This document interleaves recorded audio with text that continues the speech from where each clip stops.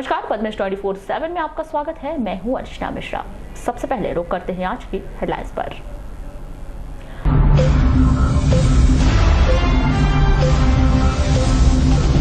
GST फर्जीवाड़ा में हुआ खुलासा, चाय बेचने वाले के खाते से हुआ लाखों का लेन देन। यूजीसी नेट ग्रेडिंग तय करेगा, जटाशंकर त्रिवेदी महाविद्यालय के छात्रों का भविष्य। गौरीशंकर नगर के निवासियों ने दी चक्का जाम की चेतावनी, बदहाल सड़क से परेशान है लोग। शिक्षा विभाग की बड़ी अनदेखी, मध्याह्न भोजन और पढ़ाई हो रही साथ साथ, कोसमी स्कूल का मामला। नगर पालिका का बड़ा फैसला, नए भवन निर्माण में स्वयं की निगरानी में बनवाए जाएंगे रेन वाटर हार्वेस्टिंग सिस्टम।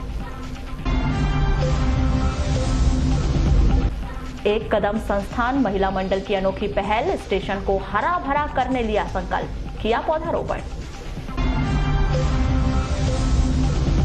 और कलार समाज महिला मंडल और अग्रवाल समाज महिला मंडल द्वारा मनाया गया है सावन तीज का त्योहार। और अब खबरें विस्तार से। बैहर पुलिस ने ग्राम करवाही के बुद्धू टोला स्थित एक मकान की बाड़ी में एक अज्ञात शव कुएं से संदिग्ध स्थिति में बरामद किया। प्राप्त जानकारी के मुताबिक बुद्धू टोला निवासी हेमराज परवे के मकान की बाड़ी में 4 अगस्त को प्रातः परिवार के लोग पानी भरने गए हुए थे तो कुएं से दुर्गंध आ रही थी। अंदर देखने पर पता चला कि कोई व्यक्ति डूबा हुआ है। इस मामले में पुलिस को सूचना मिलने पर पुलिस की उपस्थिति में शव बाहर निकाला गया। अज्ञात शव की पहचान नहीं हो सकी है। व्यक्ति की उम्र 30 से 35 वर्ष बताई जा रही है, जिसके हाथ पर DN लिखा हुआ है।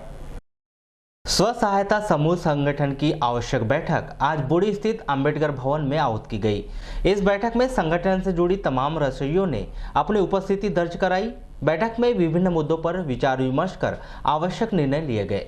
संगठन के प्रदेश प्रभारी देवनाथ पंचेश्वर ने बताया कि कमलनाथ सरकार के द्वारा मध्याह्न भोजन को निजी हाथों में सौंपा जा रहा है, जिससे स्व सहायता संगठन के करीब 10,000 कर्मचारी बेरोजगार हो जाएंगे। हमारी सरकार से यही मांग है कि जो प्रक्रिया वर्तमान में चल रही है वह यथावत रहे। कमलनाथ सरकार जो वर्तमान में जो फैसला लिया 18 तारीख को कैबिनेट में, मध्याह्न भोजन योजना को NGO के हवाले यानी निजीकरण का मामला सामने ला दिया है ठेकेदारी पद्धति में। इसके विरोध में कहो या उसकी बैठक हम लोग आयोजित करे हैं ये जिले की, कि ये बालाघाट ज़िले में हम लोग पूरी महिला हैं। हमारे यहाँ 10,000 महिला काम पे लगी हुई है। 2002 से लेके आज 2018 तक काम कर रही है, 19 तक लगातार कार्य करी है। वो मान लीजिए 200-300 रुपये से काम कर रही है, आज 2,000 रुपये में काम कर रहा है सरकार के। छोटे छोटे बच्चों को खाना खिला रही है। आज उनके पेट पे लात मारने की समस्या कमलनाथ सरकार ने खड़ी कर दिया है। रोजी रोटी संकट है उनके, इसलिए हमने पूरी महिलाओं को आमंत्रित किया है और अवगत करा रहे हैं कि सरकार आपके खिलाफ में गलत निर्णय ले लिया, फैसला लिया, जो आप काम कर रहे थे उससे आपको वंचित कर रही है। वहीं इस मामले में संगठन के अध्यक्ष श्रीमती पंचेश्वर ने क्या कहा, आइए जानते हैं। ये हमारी स्व सहायता समूह संगठन जिला स्तर पे इसलिए बैठक ली गई है आज की, क्योंकि हमें सुनने में मिला है कि हमारा जो हम लोग संचालन मध्याह्न भोजन जो कर रहे हैं वो NGO को दिया जा रहा है। हमारी कमलनाथ की सरकार 18 तारीख को ये घोषणा जारी कर दी है। इसके तहत हम लोग आज 4 तारीख की बैठक में ये प्रस्ताव ले रहे हैं सभी महिलाओं से कि भाई इसमें क्या की जाए, क्योंकि महिला तो 2009-8 से लगी हुई हैं तो पूरे बेरोजगार हो जाएंगे सर। तो हम कमलनाथ के खिलाफ आवाज़ उठाना चाहते हैं।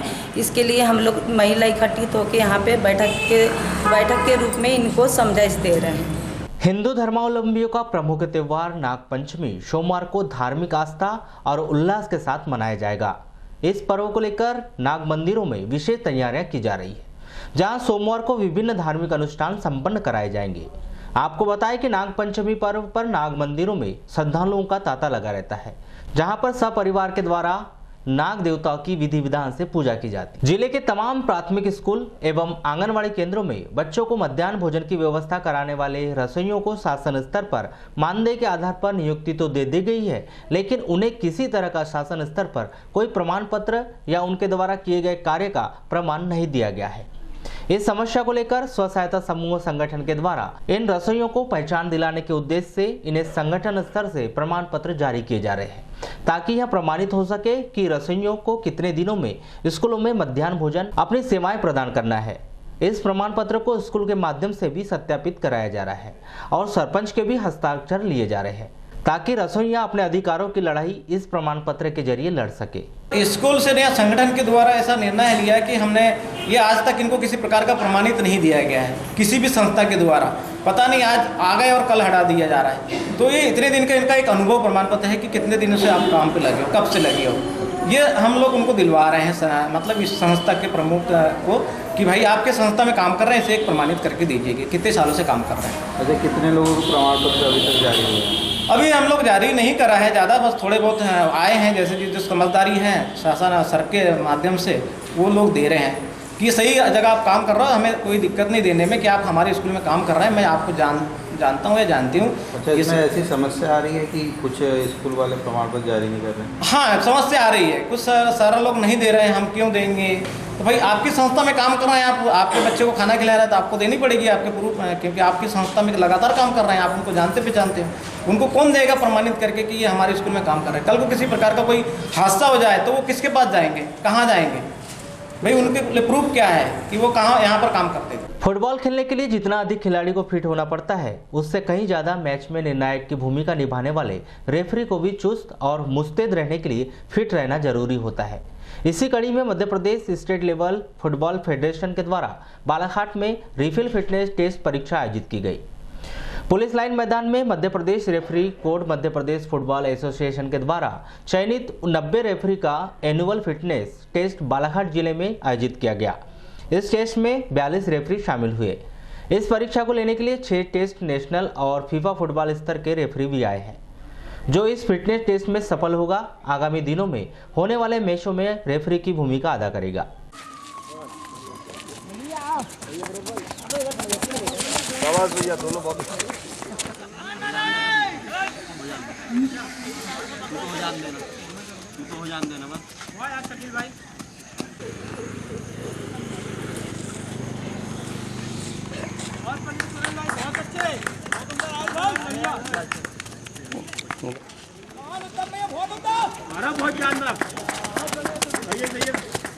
मध्य प्रदेश रेफरी बोर्ड द्वारा मध्य प्रदेश फुटबॉल संघ द्वारा जो क्वालिफाइड रेफरीज हैं एमपी के करीब 90 रेफरी है, उनका साल में एक एनुअल फिटनेस टेस्ट होता है, वो बालाघाट जिले में पुलिस लाइन में आयोजित किया गया है। कितने लोगों ने इसमें हिस्सा लिया? इसमें 42 कैंडिडेट आए हैं जो क्वालिफाइड रेफरी हैं। इसमें जो एग्ज़ाम लेने आए हैं वो एग्जामिनर हैं, जो वो इसमें 6 लोग आए हैं, उसमें से एक फीफा इंटरनेशनल रेफरी हैं श्री पीके बॉस, वो जबलपुर से, और उसमें जबलपुर से ही जवाहरलाल श्रीवास, और ये भी national referee x national referee हैं एमपी से, और मुश्ताक कुरैशी इंदौर से हैं, श्री धर्मेंद्र साहू जी वो नीमच से हैं, वो भी एक्स नेशनल रेफरी हैं, चेयरमैन हैं। इस तरीके से 5 लोग उसमें टेस्ट लेने के लिए आए हैं।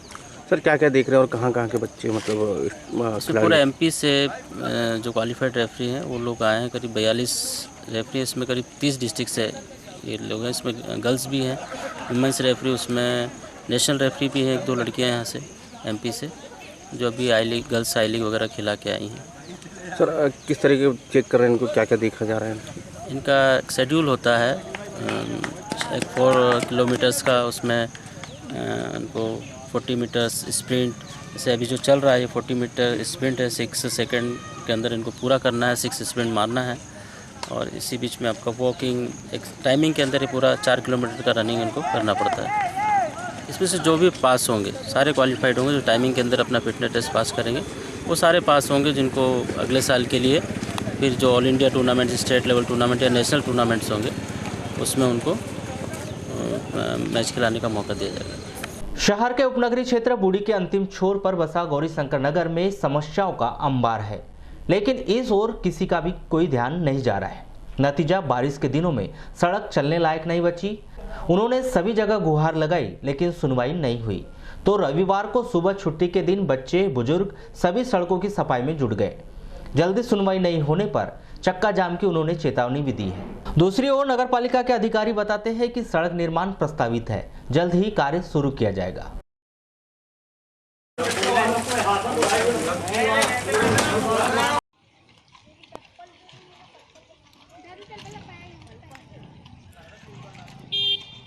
अरे जरा ये पत्थर निकालो, बोला निकालो पत्थर।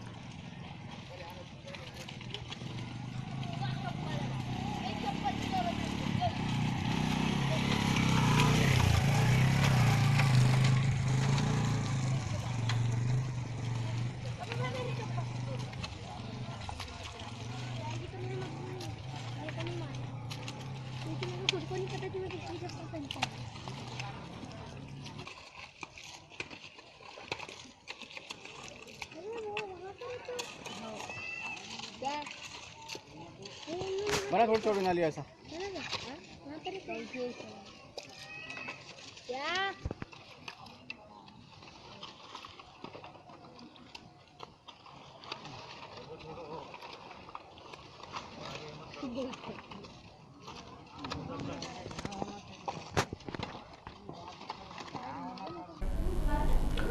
बाढ़वासी तुकाराम पटले झाड़ूलाल दूधमोंगरे बताते हैं कि बारिश के दिनों में सड़क इतनी अधिक खराब हो गई है कि उस पर पैदल चलना मुश्किल हो गया है। बच्चे रोजाना स्कूल नहीं जा पाते, बड़ों को भी आवागमन में परेशानी हो रही है। इन सब बातों को देखते हुए वार्डवासियों ने निर्णय लिया है कि वे स्वयं ही सड़क साफ करेंगे। ये मिट्टी साफ इसलिए कर रहे हैं कि हमारे नगर में बच्चे लोगों का स्कूल जाना पड़े, बहुत तकलीफ की बात हो गई। स्कूल जा नहीं पा रहे एक दो दो दिन, और ना ही काम धंधे वाले काम में जा पा रहे हैं। और विगत वर्षों से हम हमारे यहाँ के नेता लोगों के पीछे जा के पानी भरे बावजूद भी लोकसभा विधानसभा दोनों चुनाव खत्म हो गया, उसके बाद भी आज तक के रोड का यहाँ पर किसी प्रकार से कार्य नहीं। हमारे प्रदेश के मंत्री जो भी हम कमलनाथ जी हैं या हमारे देश के प्रधानमंत्री नरेंद्र मोदी जी हैं, हम गरीबों की गुहार उन तक पहुँचे।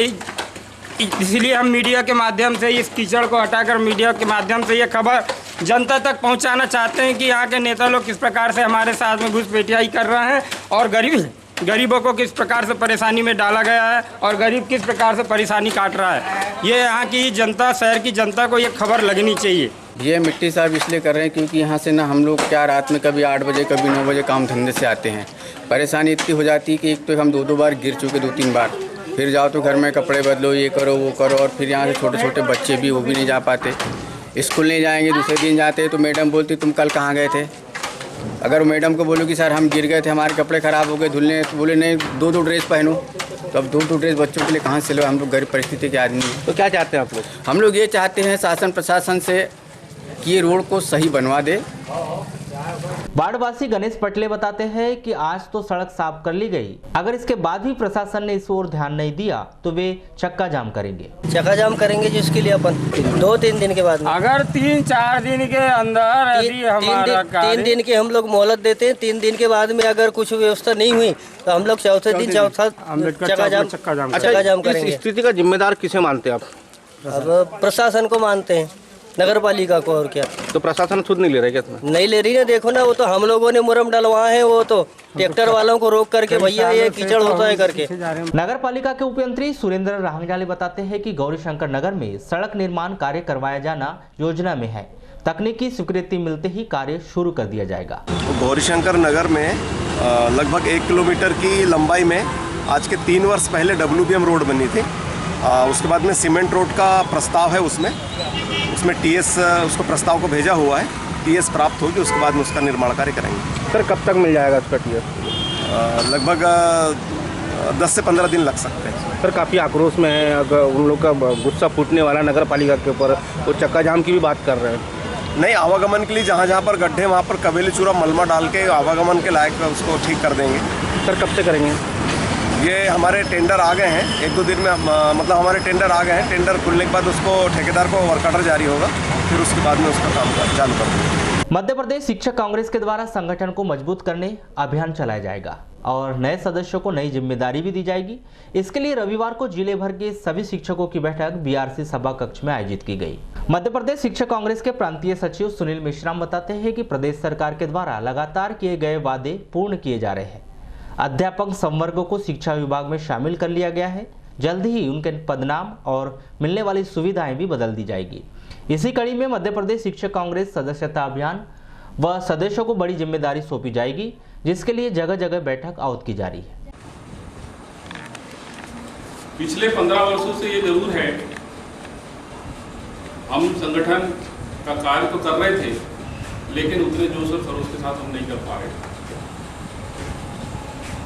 हम हमेशा शिक्षकों के हित में लड़ाई लड़ने के लिए तैयार रहते हैं और अब हमारा समय आया है, तो हमें इस अपने समय को भुनाना चाहिए, छोड़ना नहीं चाहिए। जैसा कि आपको बताया गया यहाँ पे कि वर्तमान में जो है सदस्यता अभियान पूरे प्रदेश स्तर पर जोरों पर चल रहा है और हमें भी इस जिले में दायित्व दिया गया है कि हम कम से कम 1000 सदस्य बनाएं। मध्य प्रदेश शिक्षक कांग्रेस के प्रांतीय निर्देशानुसार आज संगठन को मजबूत करने की दिशा में मीटिंग रखी गई है, जिसमें खास करके अधिक से अधिक सदस्य बनाए जाए और सदस्यता के आधार पर पुनर्गठन किया जाना है और नए तरीके से इस बालाघाट ज़िले का निर्वाचन भी संभव है। तो आज खास करके जो शिक्षक आए हैं उनसे हम समस्याएं अभी आमंत्रित कर रहे हैं और उन्हें बता रहे हैं कि माननीय कमलनाथ जी की सरकार ने शिक्षकों को जो वर्तमान में अनेक उपलब्धियां दी हैं वो वास्तव में काबिल तारीफ़ है और शीघ्र ही नियमित शिक्षकों को उनके वेतनमान के अनुरूप पदनाम भी दे दिए जाएंगे और इस दिशा में अध्यापकों को जो कुछ चीज़ें छूटी है उन्हें भी प्राप्त हो जाएगी, ग्रेजुएटी बीमा वगैरह जो भी चीज़ें हैं, पेंशन, इस दिशा में ये आज मीटिंग का आयोजन किया गया है। बालाघाट शहर को हरा भरा बनाने के लिए अलग अलग संस्थाएं और शासकीय स्तर से बड़ी पहल की जा रही है। इसी कड़ी में एक कदम महिला संस्था के द्वारा स्टेशन को हरा भरा करने के लिए रविवार को पौधरोपण किया गया।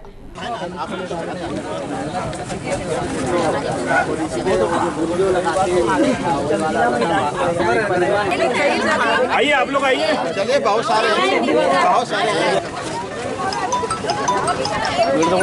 हाँ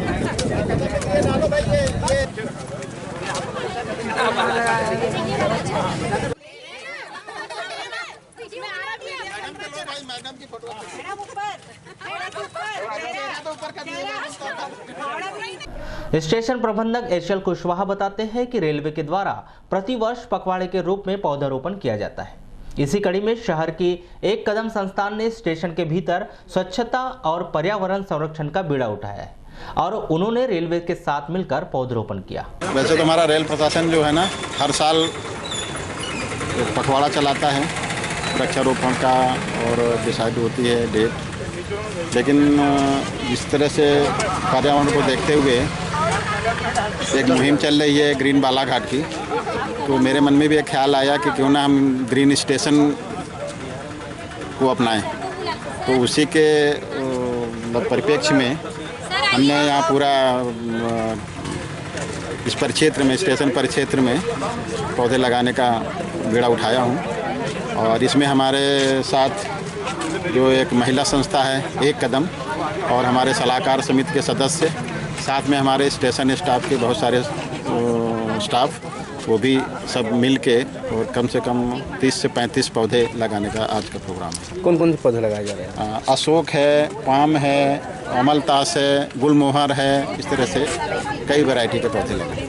ये क्या पूरे स्टेशन भर ही लगाया जाएगा? हाँ, ये अभी तो फिलहाल सौंदर्यीकरण और वातावरण दोनों चीज़ को देखते हुए हम इसे पौधे सिलेक्ट करके लगा रहे हैं। जिले भर की पंचायत में कार्यरत सचिव की एक बैठक जनपद पंचायत कार्यालय में आयोजित की गई, जिसमें कार्यकारिणी का गठन और निर्वाचित सचिव का सम्मान किया गया। 19 जून 2019 को जिले भर में सचिव संगठन के द्वारा पदाधिकारियों के चुनाव किए गए थे।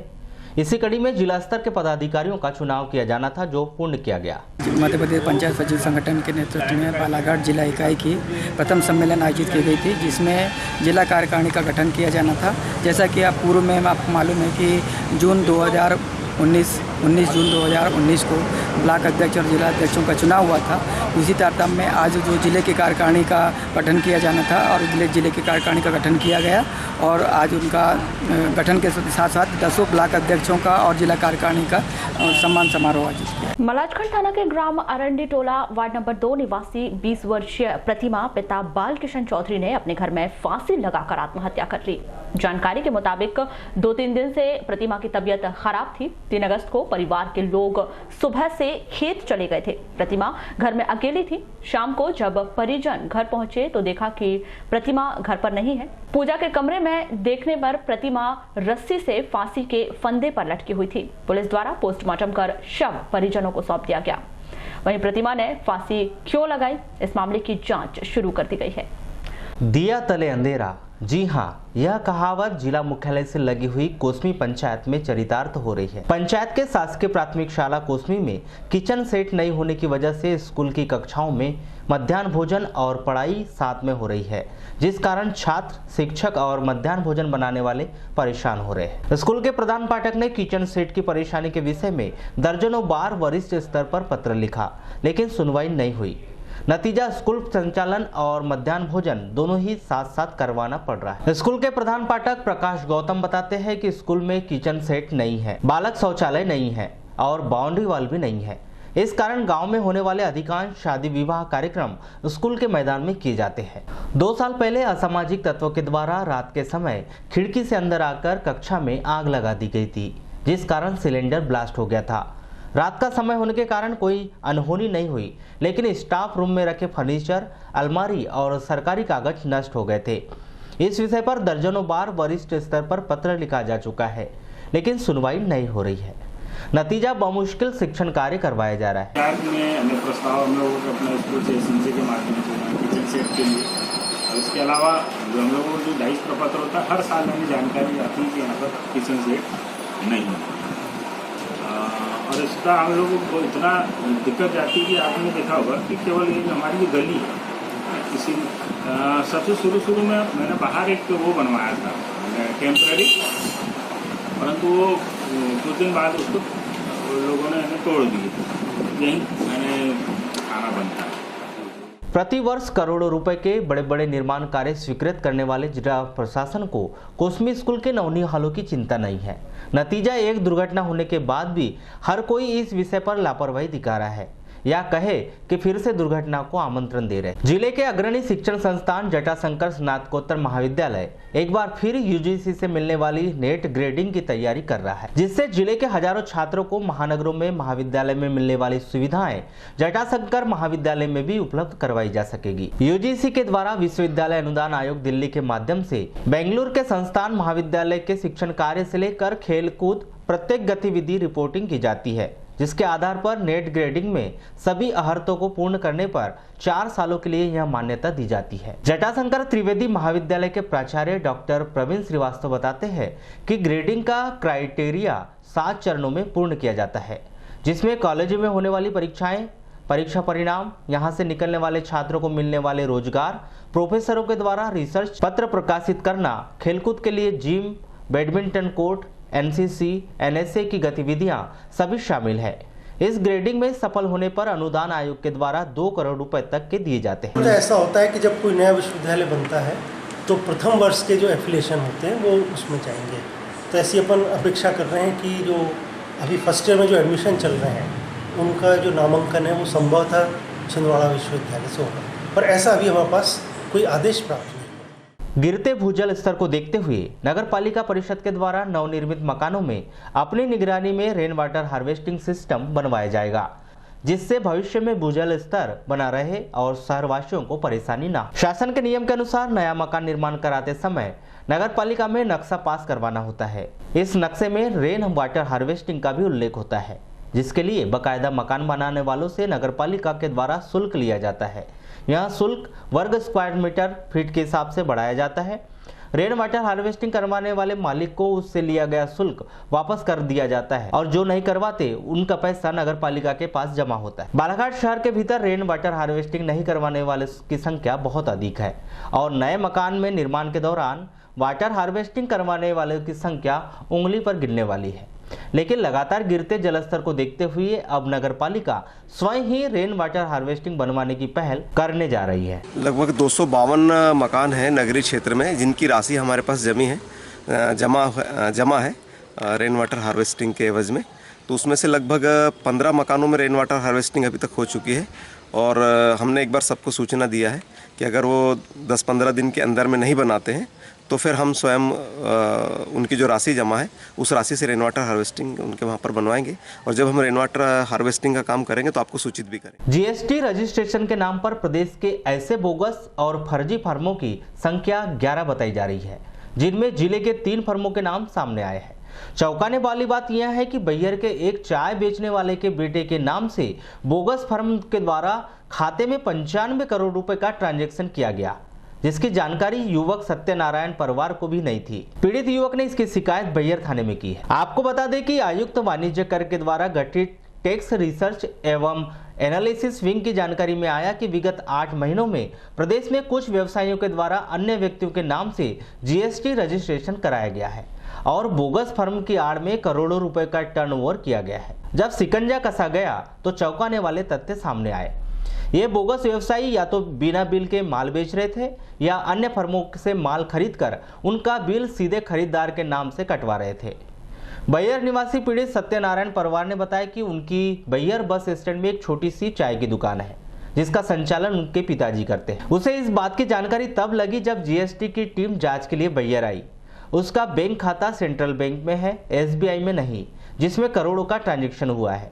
उसके नाम के दस्तावेज लगाकर कैसे फर्जी फर्म बनाई गई, जीएसटी का रजिस्ट्रेशन कराया गया और स्टेट बैंक में खाता खोला गया, ये सोचने लायक के सवाल है। उन्होंने कहा कि वह बेरोजगार है, उसने अनेक स्थानों पर अपने दस्तावेज दिए हैं। बैहर के एक व्यक्ति को भी नौकरी दिलाने के बाद पर उन्होंने अपने दस्तावेज दिए थे। इस बात की शिकायत उसने बैहर थाने के अलावा कलेक्टर और एसपी से भी की। सर, इसका मेरे को पता 17 तारीख को चला था कि कोई बंदा जीएसटी का ऑफिसर मेरे को पूछ रहा है, तो मैंने उसके नाम की दूसरे दिन ही अपने रिपोर्ट थाने पे दर्ज की सर को कि ऐसा ऐसा ये हो रहा है मेरे साथ। तो उसके बाद फिर क्या हुआ, 29 तारीख को जीएसटी अधिकारी मेरे घर आए और उन्होंने मेरा बयान लिया, पंचनामा बनाया, मेरे से पूछे कि डॉक्यूमेंट मतलब कहीं दिया तो नहीं है। कौन अधिकारी आए थे? सूर्य प्रकाश सिंह। कहाँ से थे ये? जबलपुर से आए थे। बोले क्या बता रहे थे वो आपको? ये हम बोले जीएसटी के अधिकारी हैं बोले। अच्छा। और अपना मतलब मेरे को बोले कि आपको 2 तारीख को जबलपुर आना है करके। हाँ। तो वही मेरे को उस समय क्या बोलते हैं डाउट भी हो रहा था कि है कि नहीं है, लेकिन फिर उसके बाद न्यूज़ में देखा मैंने कि काफ़ी घटनाएं हो रही है ऐसी। हाँ। तो फिर मैंने सर को भी फ़ोन किया था एक बार कि सर 2 तारीख है आज, तो आना है नहीं आना है, तो उन्होंने बोले कि मैं आपको फ़ोन करके बाद में बताऊँगा जी। बैहर के पूर्व जनपद सदस्य बिहारी दास मुरचुले ने कहा कि इस मामले में सत्यनारायण के अलावा बैहर का एक तथा ग्रामगढ़ी के 2 लोग और भी हैं, जिनके नाम से इस तरह के फर्जीवाड़े को किया गया है। पीड़ित ने 18 जुलाई को बैहर थाने में शिकायत दर्ज कराई थी कि जिस पर कोई कार्रवाई नहीं की गई। मुरचुले ने इस पर पूरे मामले में बैंक की भूमिका को भी संदिग्ध बताया है। प्रशासन को चाहिए कि इसको गंभीरता से लेते हुए तत्कालीन सुरक्षा मुहैया कराए जिन भी गरीब लोगों के नाम पे है। इस मामले में बैहर थाना के प्रभारी बताते हैं कि पीड़ित ने 18 जुलाई को लिखित शिकायत की, जिसकी जांच की जा रही है। ये हमारे बैहर में सत्यनारायण परिवार है, वार्ड नंबर 11 के रहने वाले हैं। उन्होंने एक आवेदन पत्र प्रस्तुत किया है। इसमें उन्होंने बताया है कि किसी अज्ञात व्यक्ति द्वारा उनके व्यक्तिगत दस्तावेजों का उपयोग कर फर्जी जीएसटी रजिस्ट्रेशन करवाया है। इस संबंध में उन्होंने शिकायत किया है, जिसकी जांच की जा रही है। जानकारी प्राप्त होते ही अग्रिम कार्रवाई करेंगे। सर, कितने करोड़ का मामला ऐसा कुछ बताया जा रहा है ट्रांजैक्शन? देखिए, अभी तो हमारे सामने इसका खुलासा नहीं हुआ। जीएसटी अधिकारी टैक्स विभाग से ही हमको जानकारी है। लालबर्रा नगर मुख्यालय से लगभग 8 किलोमीटर दूर स्थित ग्राम पंचायत बोरी के अंतर्गत आने वाले ग्राम पोट्टू टोला में 4 अगस्त को 55 वर्षीय अधेड़ व्यक्ति भवन सिंह पिता लखन सिंह धुर्वे की अपने ही मकान की खिड़की में फांसी पर लटकी हुई लाश मिलने से सनसनी फैल गई। इस घटना का पड़ोसियों को उस समय पता चला जब 4 अगस्त को प्रातः भवन सिंह धुर्वे के बंद मकान से बदबू आने लगी थी, जिसकी सूचना पड़ोसियों के माध्यम से पुलिस को मिलने पर मौके पर पहुंचे प्रधान आरक्षक भूमेश्वर वामनकर व आरक्षक सुमत धुर्वे के द्वारा ग्रामीणों की उपस्थिति में बंद मकान के दरवाजे को तोड़कर देखा गया तो कमरे की खिड़की में रस्सी के फंदे पर भवन सिंह की लटकी हुई लाश मिली। बताया जा रहा है कि लाश लगभग 3 दिन पुरानी है, जो काफी खराब हो चुकी थी। वहीं ग्रामीणों के अनुसार भवन सिंह 31 जुलाई के बाद से गांव में नजर नहीं आया था। पद्मेश ने चर्चा में पुनाराम धुर्वे ने बताया कि मृतक भवन सिंह उनके बड़े पिता का लड़का था, जो मजदूरी का काम करता था।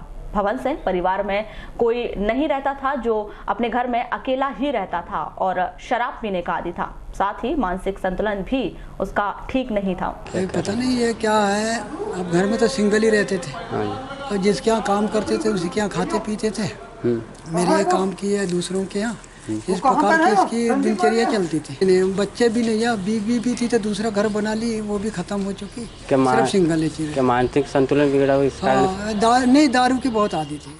वारासिवनी से लगी हुई ग्राम पंचायत सरंडी जाने वाले मार्ग पर रेलवे विभाग के द्वारा अंडर ब्रिज का निर्माण किया गया है, ताकि ट्रेन समय से गुजर सके और ग्रामीण जनों के आवागमन में कोई बाधा ना हो, जिसके लिए लाखों रुपए की लागत से रेलवे द्वारा अंडर ब्रिज का निर्माण करवाया गया है। लेकिन उक्त ब्रिज में विभाग द्वारा पानी निकासी की व्यवस्था नहीं की गई है, जिससे बारिश होने पर ब्रिज के अंदर पानी भर जाता है और गत दिनों से हो रही बारिश से वर्तमान में पुल के अंदर 6 से 7 फीट पानी भर गया है, जिसके कारण ग्रामीणों को खासी परेशानियों का सामना करना पड़ रहा है और साथ ही जान जोखिम में डालकर रेलवे पटरी के ऊपर से आना जाना पड़ रहा है। आपको बता दें कि अगर इस दौरान अचानक ट्रेन आ जाती है या फिर किसी व्यक्ति द्वारा ब्रिज के अंदर भरे पानी को 1-2 फीट पानी समझकर आना जाना करते हैं तो दुर्घटना घटित हो सकती है। आपको बता दें कि रेलवे विभाग द्वारा ग्रामीणों की आवागमन की व्यवस्था के लिए अंडर ब्रिज का निर्माण किया गया है, लेकिन पानी निकासी की बेहतर व्यवस्था नहीं कराई गई है, जिसके चलते विगत कई वर्षों से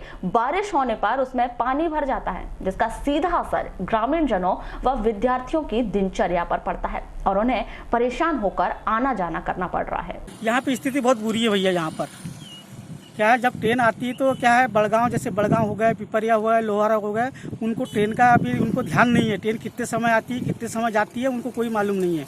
उतने में क्या होता है, जब ट्रेन आ जाती है तो क्या है, हम यहाँ खेती लगा, हमारे खेत के पास में पड़ता है, तो हमको दौड़ के जाना पड़ता है, तो उनको उसकी गाड़ी को पार करना पड़ता है। फिर बच्चे की स्कूल के बच्चे भी वैसे ही करते हैं, फिर उनको समझाना पड़ता है, भैया रुको, ट्रेन आ रही है बोल करके। टाइम टेबल मालूम नहीं दूसरे गाँव के लोगों को। इस परेशानी को देखते हुए विभाग के द्वारा मोटर पंप से पानी निकालने का काम किया जाता है, लेकिन पुनः बारिश हो जाने पर स्थिति यथावत हो जाती है। लेकिन पानी निकासी की नियमित व्यवस्था नहीं होने के कारण उक्त स्थिति में पूरी बरसात ऋतु तक निर्मित रहती है, जिसका सीधा असर ग्रामीण जनों की दिनचर्या पर पड़ता है। अभी पुल की स्थिति तो बहुत गंभीर है, पूरा पानी भरा हुआ है। पानी भरा हुआ है, गंभीर हालत में है। ये स्थितियाँ कब से है? ये स्थिति तो हो गया 2 माह में, यानी जून के महीने से ही। जून के महीने से यानी पानी आता है और चालू हो जाती है। चालू हो जाता है। तो यहाँ पानी दिनों में भी ऐसा होता है।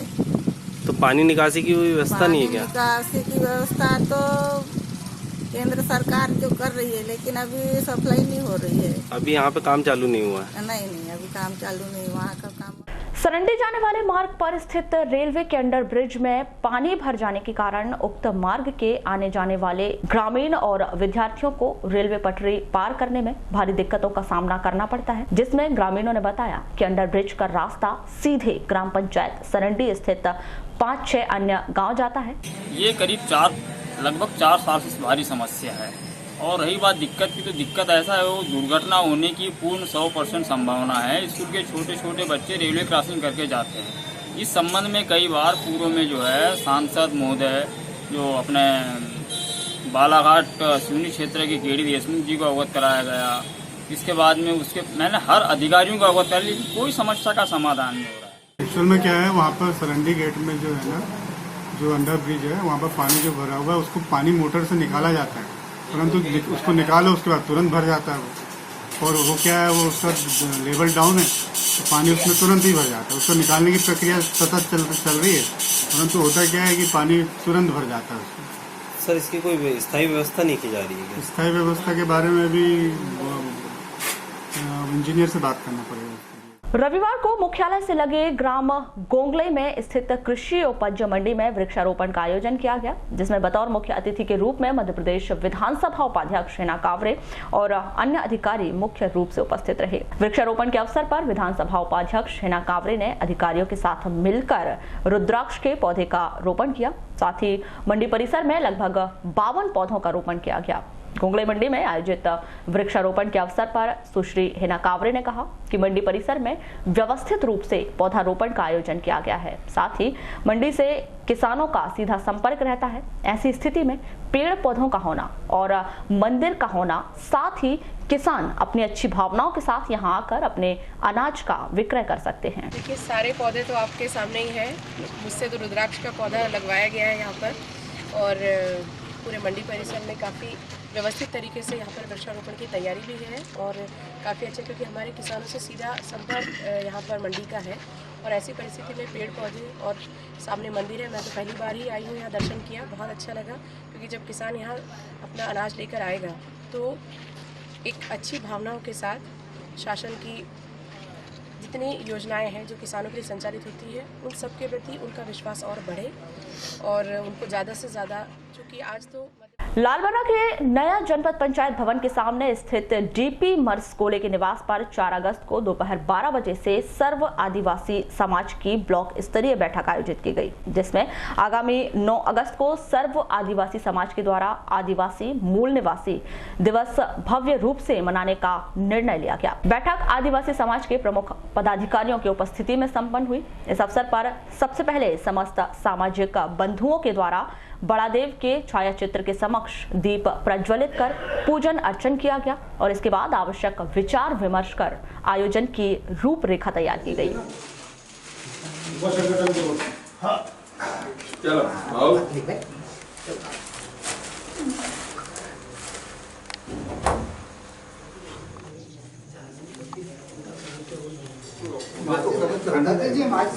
आज जो बैठक यहाँ जो आयोजित की गई है, वो आने वाला जो समय हमारा 9 अगस्त आदिवासी दिवस के रूप में जो मनाने जा रहे हैं हम, उसी संदर्भ में आज विस्तृत मतलब बहुत भव्य बैठक का आयोजन किया गया है और उसकी रूपरेखा तैयार कर रहे हैं। जी, तो क्या आयोजन रहेंगे? मतलब 10 उसमें आयोजन हमने रखा है कि हमारी जो आदिवासी संस्कृति जी वो विलुप्त होने की कगार पे है, उसी संस्कृति को हम पुनः जीवित कैसे करें और कैसे करना चाहिए, क्या करना चाहिए, इस संबंध में विस्तृत। केंद्र व राज्य शासन द्वारा शासकीय कर्मचारियों की पेंशन योजना बंद कर दी गई है। उसके विरोध में कर्मचारी संगठन एकजुट हो रहे हैं। रविवार को शहर के बीआरसी कार्यालय में विभिन्न कर्मचारी संगठनों ने मिलकर पुरानी पेंशन लागू करने के लिए सरकार पर किस तरह से दबाव बनाए, उसकी रणनीति तैयार की। पुरानी पेंशन योजना की जिला संयोजक रितेश गेडाम बताते हैं कि पुरानी पेंशन के बहुत से लाभ हैं, वहीं नई पेंशन एनपीएस के माध्यम से काटी जा रही है, जो शेयर मार्केट पर आधारित है। शेयर मार्केट के विषय में हर कोई जानता है, उतार चढ़ाव के बीच कर्मचारियों की पहचान का कोई भरोसा नहीं है, इसीलिए पुरानी पेंशन लागू करने सभी कर्मचारी एकजुट हो रहे हैं। तो ये एनपीएस के मुद्दे पर जो आज हमारी बैठक दिशा में ये प्रयास किया है कि प्रदेश का ये जो ज्वलंत उसको प्राप्त करने में तकलीफ महसूस करेगा। और मैंने तो यहाँ तक देखा है उसको पढ़ने के बाद, तो न्यू पेंशन सिस्टम जो केंद्र सरकार और राज्य सरकार ने जो लागू किया है, हम इसको हटाने के लिए और ओल्ड पेंशन सिस्टम लाने के लिए हम लोग यहाँ प्रयासरत हैं। आज हमारे सामूहिक प्रयासों के द्वारा यहाँ पर ज़िले में जितने कर्मचारी संगठन हैं, मान्यता प्राप्त, गैर मान्यता प्राप्त, और हमने सभी को बुलवाए हैं और सभी तक के अपनी बातें हमने रखे हैं और उनको ये समझाया गया है कि न्यू पेंशन सिस्टम जो है एनपीएस और एनएसडीएल द्वारा जो संचालित हो रहा है, उसके क्या दुष्परिणाम सामने आ रहे हैं। और हम यहाँ पर ज़िले में बैठ करके अपनी रणनीति तय कर रहे हैं कि आगामी संघर्ष को किस प्रकार से। मध्य प्रदेश तृतीय वर्ग शासकीय कर्मचारी संघ के जिलाध्यक्ष अमर सिंह ठाकुर बताते हैं कि पुरानी पेंशन योजना में कर्मचारी की राशि सुरक्षित रहती है। सेवानिवृत्त होने के बाद पेंशन प्राप्त होती है। पेंशन कर्मचारी के वेतन के आधार पर निर्धारित होती है, जबकि नई पेंशन योजना एनपीएस में ऐसा कुछ भी नहीं होता है। ये पुरानी जो पेंशन है वो कर्मचारी के वेतन से कटौती होती है, उसकी वो राशि AGMP ग्वालियर में जाकर जमा होती है। उससे राज्य शासन का काम भी चलता है। दूसरा कि हमारी राशि सुरक्षित रहती है। एक, जब हम सेवानिवृत्त होते हैं तो पेंशन हमको प्राप्त होती है और जो पेंशन जो प्राप्त होती है वो हमारे वेतन के आधार पर निर्धारित होती है। सावन मास हरियाली का प्रतीक है और पुरानी परंपराओं के अनुसार इस महीने में महिलाओं द्वारा विविध कार्यक्रम का आयोजन किया जाता है।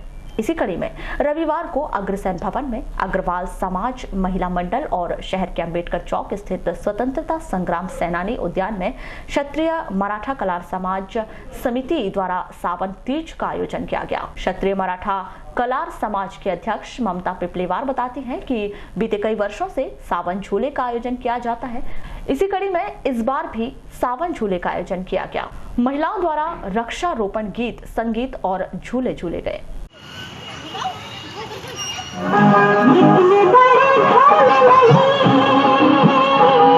यात्रा के लिए निकल रहे हैं।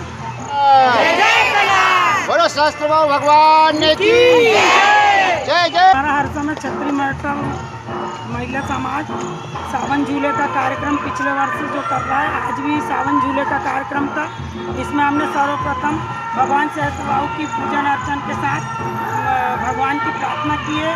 उसके बाद वृक्षारोपण का कार्यक्रम किए, फिर डांस का प्रोग्राम था, खेल कूद था बुजुर्गों के लिए भी और अपनी महिलाओं के लिए भी। उसके बाद डांस का कार्यक्रम। अग्रवाल समाज महिला जिला अध्यक्ष अनु अग्रवाल बताती हैं कि अग्रसेन भवन में सावन तीज का आयोजन किया गया है। इस अवसर पर बच्चों को विभिन्न तरह के गेम खिलवाए गए। महिलाओं द्वारा सावन झूला झूला गया। यह त्योहार पति की लंबी उम्र के लिए मनाया जाता है।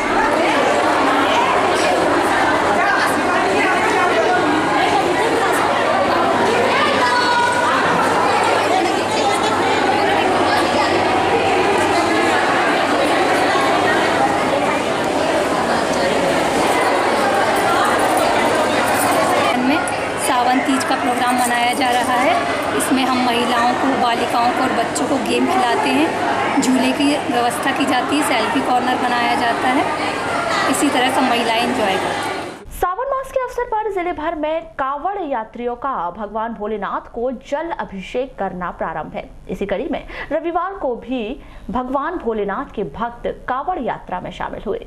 जिला मुख्यालय से लगी हुई बोदा, देवटोला, पायली पंचायत से कावड़ यात्री कोटेश्वर धाम लांजी के लिए रवाना हुए, तो वहीं शहर के गणेश मंदिर से कावड़ यात्री त्रिशूल यात्रा लेकर शहर का भ्रमण करते हुए वापस गणेश मंदिर पहुंचे। कोटेश्वर धाम जाने वाले कावड़ियों ने बताया कि वे रात्रि में अलग अलग स्थान पर अपनी सुविधा के अनुसार विश्राम करेंगे और सुबह सोमवार को दादा कोटेश्वर धाम पहुंचकर भगवान भोलेनाथ का जल अभिषेक करेंगे। जिला मुख्यालय से लगी हुई बोदा पंचायत के आधा दर्जन से अधिक युवा लांजी स्थित कोटेश्वर धाम के लिए रवाना हुए, तो वहीं सोमवार की सुबह कोटेश्वर धाम भगवान भोलेनाथ का जल अभिषेक करेंगे।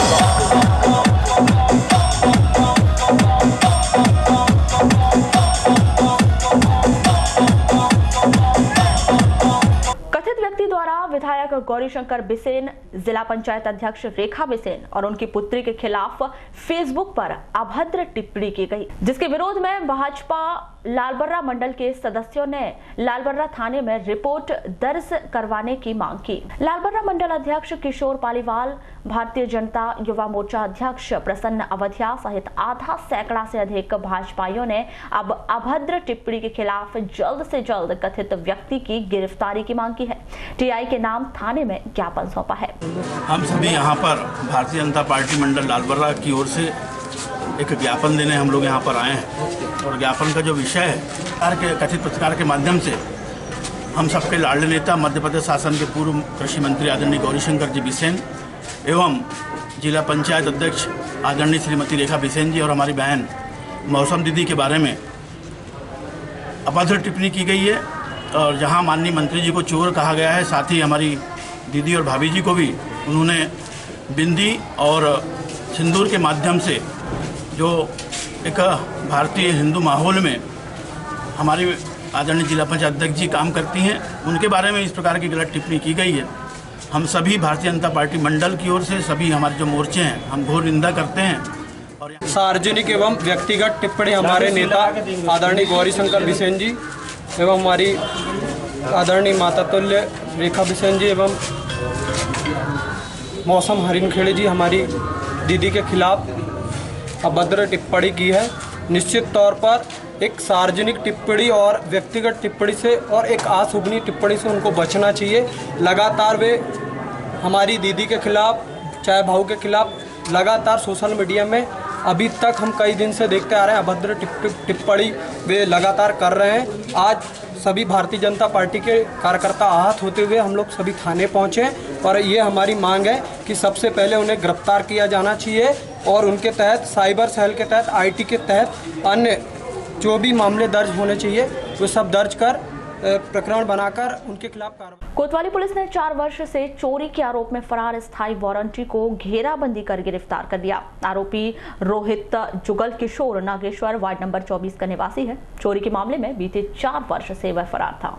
कोतवाली क्षेत्र में एक युवक रिश्ते की भाभी से छेड़छाड़ के आरोप में गिरफ्तार कर जेल भेज दिया गया। आरोपी द्वारा शनिवार को अपने रिश्ते की भाभी से घर में अकेला पाकर छेड़छाड़ की गई थी। महिला की शिकायत पर पुलिस द्वारा आरोपी कैलाश नकपुरे 23 वर्ष ग्राम बोदा को गिरफ्तार कर न्यायिक रिमांड में जेल भेज दिया गया है। केंद्र सरकार की अति महत्वपूर्ण योजना हर व्यक्ति को स्वास्थ्य लाभ दिलाने के लिए आयुष्मान कार्ड बनवाए जा रहे हैं। नगर पालिका द्वारा नगर पालिका के साथ साथ प्रत्येक रविवार को शहर के अलग अलग वार्डों में आयुष्मान कार्ड बनाए जा रहे हैं। इसी कड़ी में रविवार को बूढ़ी स्थित वार्ड में पार्षद सरिता सोनेकर बताती हैं कि इस दौरान 1 सैकड़ा से अधिक लोगों ने आयुष्मान कार्ड के लिए आवेदन किया और इस योजना का लाभ लिया। चलते चलते एक बार फिर नजर डालते हैं आज के हेडलाइंस पर।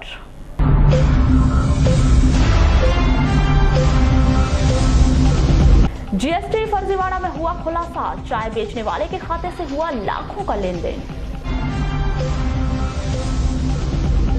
यूजीसी नेट ग्रेडिंग तय करेगा जटाशंकर त्रिवेदी महाविद्यालय के छात्रों का भविष्य।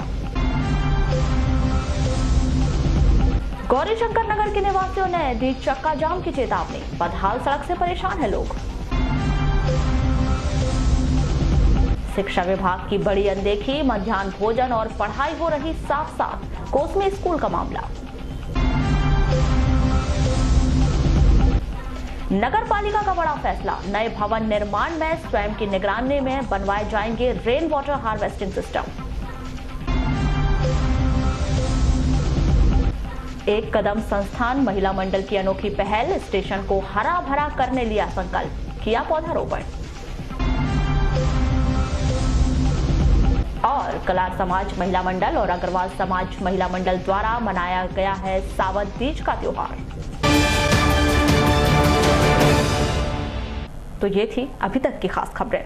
खबरों की ज्यादा जानकारी के लिए लॉग ऑन कीजिए www.balaghatexpress.in पर। इसके अलावा आप अपने एंड्रॉइड फोन से प्ले स्टोर पर जाकर बालाघाट एक्सप्रेस ऐप भी डाउनलोड कर सकते हैं। तो आज बुलेटिन में बस इतना ही। अगले न्यूज बुलेटिन के साथ फिर मुलाकात होगी, तब तक के लिए नमस्कार।